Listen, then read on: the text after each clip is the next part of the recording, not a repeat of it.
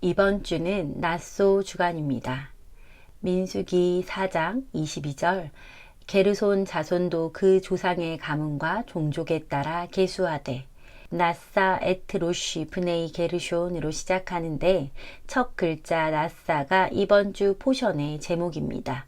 계수하다 영어로는 take입니다.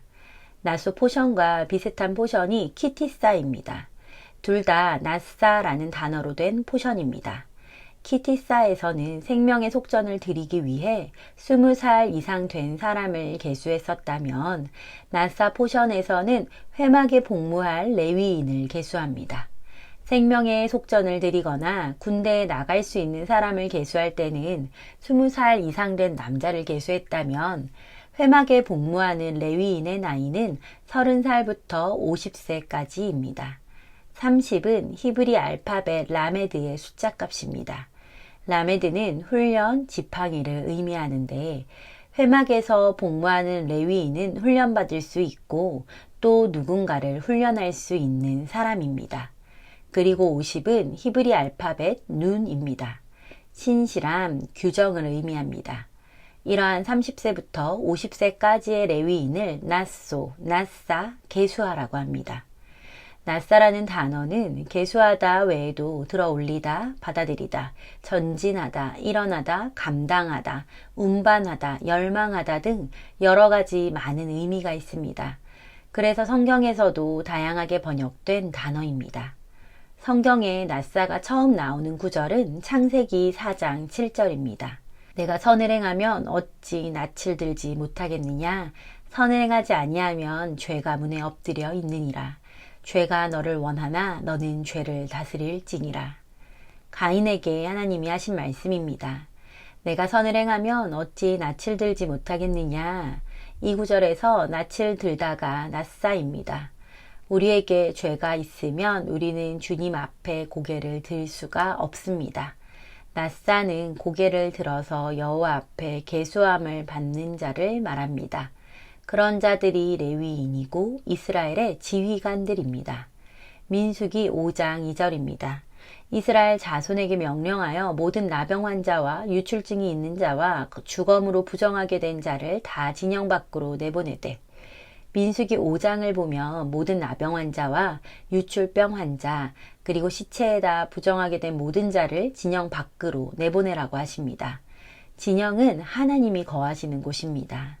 하나님을 볼 수 없는 자들을 내보내라고 하시는 것입니다.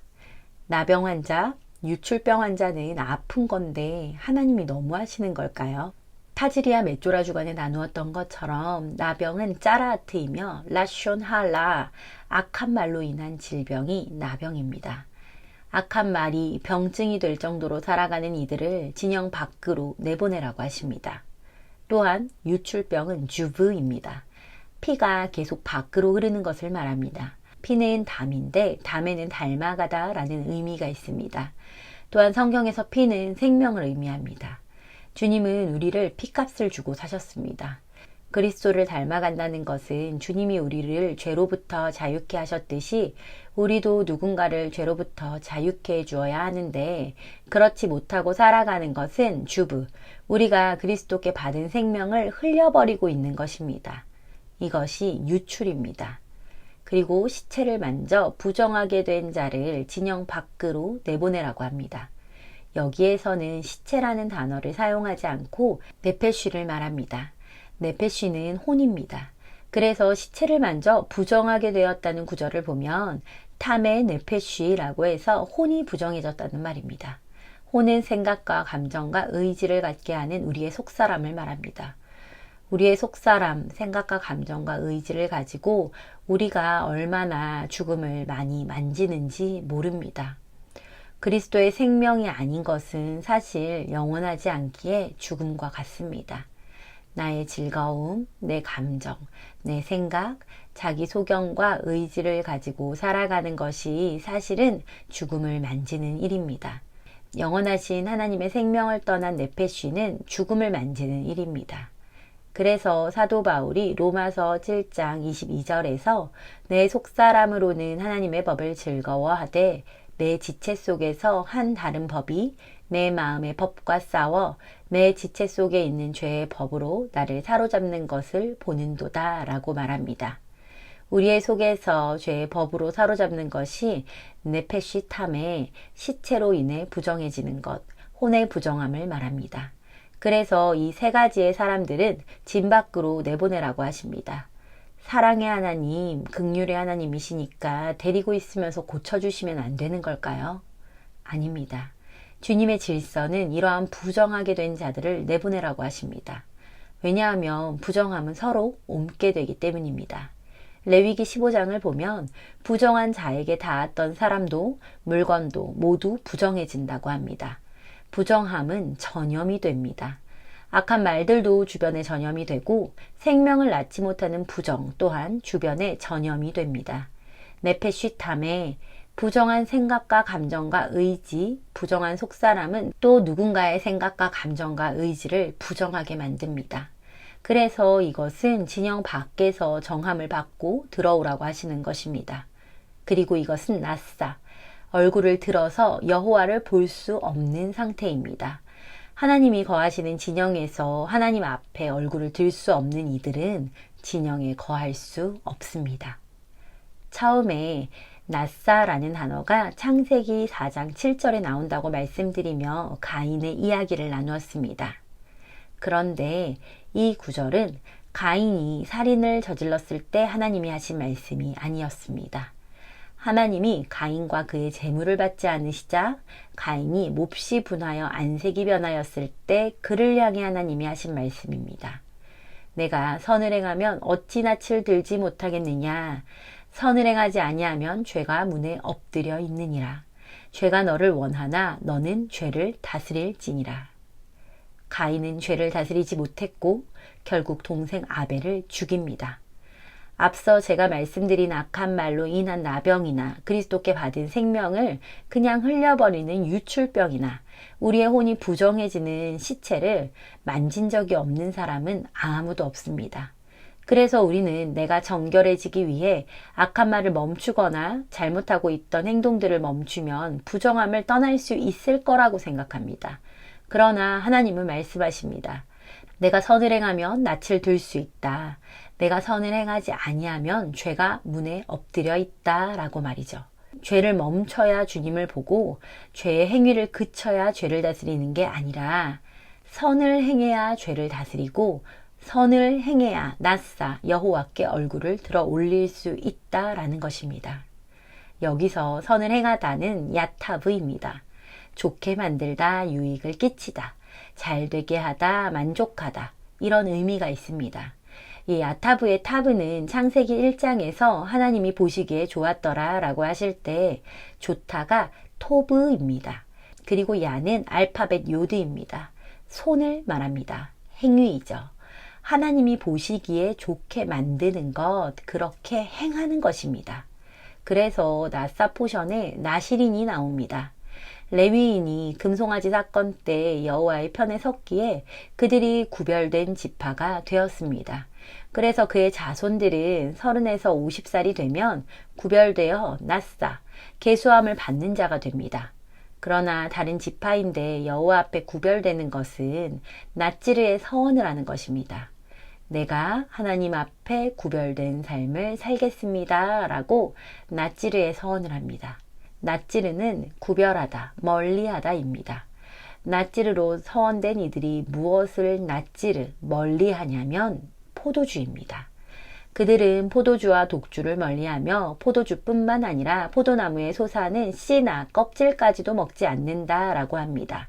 나답과 아비후의 이야기에서도 포도주나 독주를 마시지 말라는 이야기가 나왔었습니다. 너와 내 자손들이 회막에 들어갈 때에는 포도주나 독주를 마시지 말라. 그리하여 너희 죽음을 면하라. 이는 너희 대대로 지킬 영원한 규례라. 그리하여야 너희가 거룩하고 속된 것을 분별하며 부정하고 정한 것을 분별하고 라고 말합니다. 그리고 잠언에서도 포도주와 독주에 대한 말씀이 나옵니다. 잠언 31장 4절입니다. 르무에라 포도주를 마시는 것이 왕들에게 마땅하지 아니하고 왕들에게 마땅하지 아니하며 독주를 찾는 것이 주권자들에게 마땅하지 않도다. 술을 마시다가 법을 잊어버리고 모든 공고한 자들의 송사를 굳게 할까 두려우니라. 포도주를 마시지 않는 것은 여호와의 율례와 규례를 떠나지 않게 하기 위함이었습니다. 하나님 앞에 드려진 이들은 나 혼자만 거룩하게 살고 스스로 정결하고자 하지 않습니다. 야타브, 선을 행하는 것입니다. 하나님이 보시기에 좋았더라 하실 수 있게 만드는 것입니다. 이것이 구체적으로 무엇일까요? 정함과 부정함을 구별하고 거룩과 속된 것을 구별하는 것입니다. 나병과 유출병과 시체를 만진 부정과 민수기 5장에 나오는 간음과 이러한 부정으로부터 백성을 떠나도록 인도하는 것입니다. 이렇게 나면서부터 삶이 하나님 앞에 봉헌되어졌던 나실인이 있습니다. 삼손입니다. 사사기를 보면 그는 나면서부터 나실인이었습니다. 사사기 13장 5절입니다. 보라, 내가 임신하여 아들을 낳으리니 그의 머리 위에 삭도를 내지 말라. 이 아이는 태에서 나옴으로부터 하나님께 바쳐진 나실인이 됨이라. 그가 블레셋 사람의 손에서 이스라엘을 구원하기 시작하리라 하시니, 그리고 하나님의 때가 되자 하나님이 삼손을 통해 역사하시기 시작합니다. 사사기 13장 25절을 보면 여호와의 영이 그를 움직이기 시작하셨다고 합니다. 우리가 성경에서 착각하는 것 가운데 하나는 갑자기 하나님이 아무것도 아닌 한 사람을 택해서 부른다는 것입니다.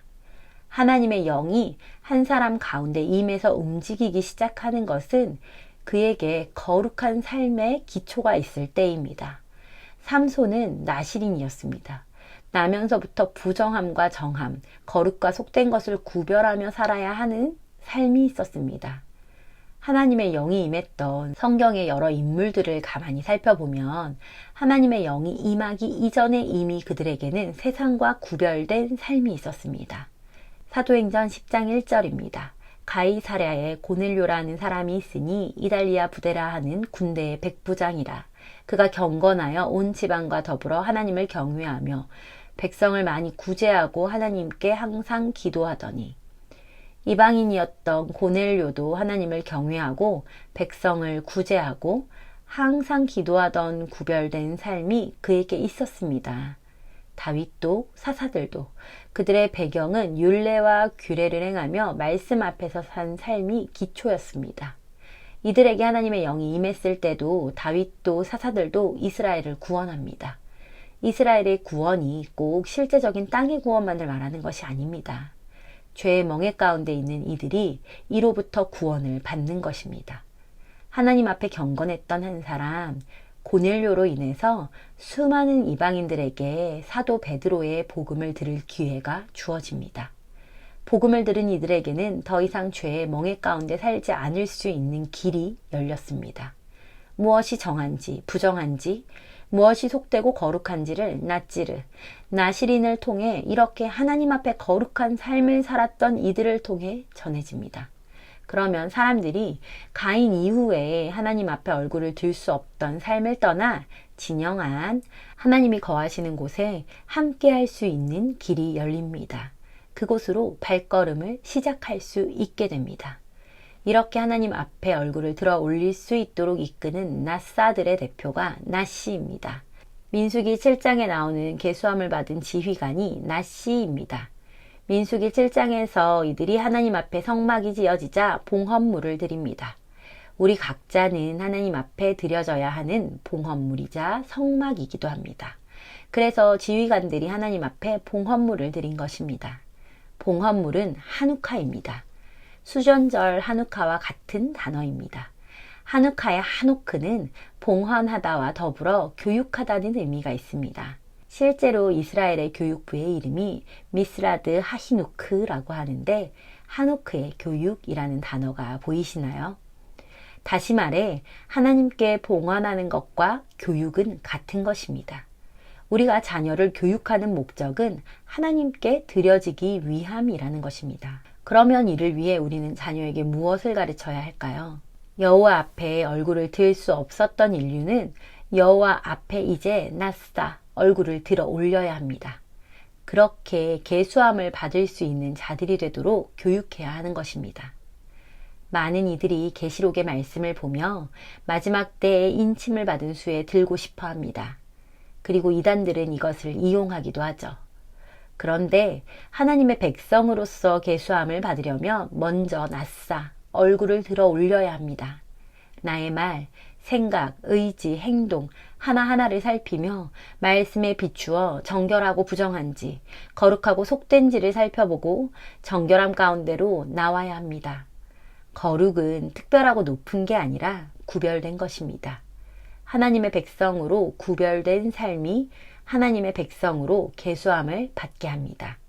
그래서 이제는 우리가 자녀들에게 여호와 앞에 얼굴을 들도록 부정함과 정함, 거룩함과 속된 것을 가르치며 하나님의 성전으로 봉헌되도록 교육해야 합니다. 그래서 하나님이 자녀들을 제사장의 기도로 축복하라고 하십니다. 아론과 그의 아들들에게 말하여 이르기를 너희는 이스라엘 자손을 위하여 이렇게 축복하여 이르되 여호와는 내게 복을 주시고 너를 지키시기를 원하며 여호와는 그의 얼굴을 내게 비추사 은혜 베푸시기를 원하며 여호와는 그 얼굴을 내게로 향하여 드사 평강 주시기를 원하노라 할지니라 하라. 하나님과 얼굴을 마주할 수 있는 것이 낯사입니다. 그리고 이어지는 마지막 절을 직역성경으로 보겠습니다. 이렇게 그들이 내 이름을 이스라엘 자손 위에 두면 내가 그들에게 복을 줄 것이다. 주님과 얼굴을 마주할 수 있는 것은 구별된 삶이 기초된 것이며 이것은 하나님의 이름을 이스라엘 자손 위에 둔 일이라고 말씀하십니다. 구별된 삶은 하나님의 이름이 우리 위에 있는 삶입니다. 그러면 하나님이 복을 주겠다고 하십니다. 계시록 7장 4절에서 말하는 인침은 도장을 찍는 것입니다. 도장은 소유주를 밝힐 때 사용하죠. 이건 내 거야 라고 정확하게 표시하는 것입니다. 구별된 삶, 거룩한 삶을 살면 그 자체로 이미 하나님의 이름이 새겨져 있다는 것입니다. 누가 봐도 하나님 거라고 말이죠. 이것이 성경이 말하는 아들의 삶입니다. 아들만 보았을 뿐인데 아버지가 누구인지 분명히 알겠는 삶 말이죠. 이번 주 낫사 포션을 묵상하시며 여호와의 낯을 피하여 숨었던 아담과 하와, 여호와의 낯을 볼 수 없었던 가인과 같은 삶을 떠나 낯사 여호와께 얼굴을 들어 올리는 여러분이 되시기를 축복합니다. 그리고 거룩함으로 구별된 나실인의 삶이 여러분의 삶이 되시기를 소망합니다. 그래서 거룩하고 정결한 삶, 구별된 삶으로 여러분이 누구의 소유인지를 증명하시기를 축복합니다.